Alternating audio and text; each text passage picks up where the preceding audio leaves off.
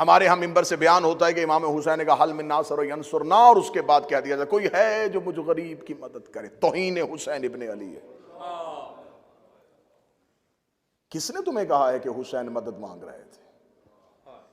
اگر مدد مانگ رہے تھے تو 4000 فرشتوں کی فوج لے کے منصور کھڑا ہے، جنات کا لشکر لے کے جعفر کھڑا ہے، زمین پاؤں چوم چوم کے پھٹنے کے لیے کہہ رہی ہے، آسمان ٹوٹنے کے لیے کہہ رہا ہے، ہوا چلنے کے لیے کہہ رہی ہے. تو مدد مانگ رہے تھے تو جب یہ ساری مخلوقات لبیک کہہ رہی تھی تو حکم کیوں نہیں دیا؟ مدد تو تھی نہیں. مدد ہوتی ہے ذات کی، نصرت ہوتی ہے مشن کی. معیار نصرت سمجھنا ہے تو پہلے نصرت کو سمجھنا پڑے گا. معیار نصرت سمجھنا ہے تو پہلے نصرت کو سمجھنا پڑے گا. میں یہاں پہ کھڑا ہو کے کہوں کہ مجھے میری اپنی ذات کے حوالے سے کچھ امداد کی ضرورت ہے تو ذات ہے. میں ایک عزا خانہ بنا رہا ہوں، اس کے لیے مجھے آپ مومنین کے تعاون کی ضرورت ہے، تو یہ نصرت ہے.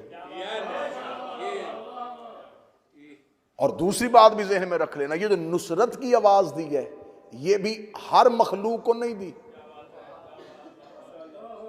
ورنہ کون کون سی مخلوق تھی جو مکہ سے چلتی ہوئی پیچھے تک نہیں، حسین نے واپس بھیجے، واپس جاؤ. کہاں جا رہے ہو؟ معاہدے میں نام ہی نہیں ہے. مجھے معاہدے والے لوگ چاہیے. پیچھے پلٹا دیے. نصرت کس چیز کی تھی؟ کبھی اس انداز میں بھی کربلا سنو، کبھی اس انداز میں بھی کربلا کو دیکھو.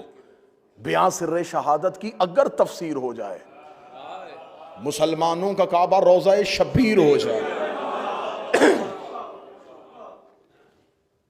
کربلا کے ٹیلوں پہ انبیاء کی روحیں کھڑی تھی اور حسین آخری سجدہ ادا کرنے لگے تھے. حسین کا یہ نہ ہو کہ میں آخری سجدہ ادا کر دوں تو پھر ان نبیوں میں سے کوئی ایک کہہ دے ہم بھی ہوتے. تو یہ صدا انبیاء کی طرف سے کوئی ہے جو نصرت میں حصہ ڈالنا چاہے؟ صدائے انبیاء خاموش تھی.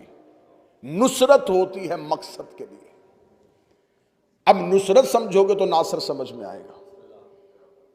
اب 12ویں شہنشاہ کو لشکر نہیں چاہیے، لڑنے والے نہیں چاہیے، ناصرین چاہیے. بڑا غلط طریقے سے کانسیپٹ پھیلایا جا رہا ہے، قوم تک پہنچایا جا رہا ہے. پہلے ایک دور ہوتا تھا عقیدہ مہدی ہوتا تھا، اب مہدویت ہو گیا ہے.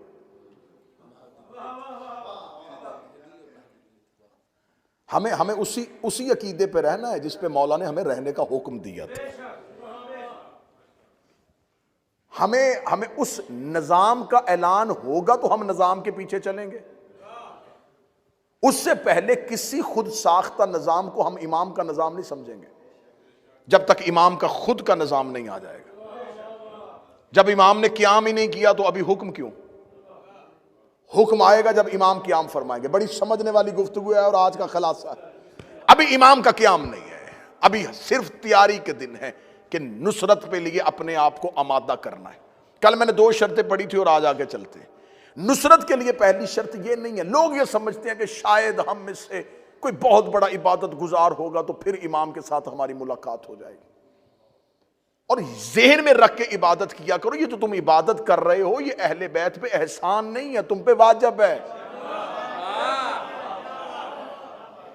یہ کوئی اللہ پہ احسان نہیں ہے کہ ہم نے نمازیں پڑھ لی ہیں.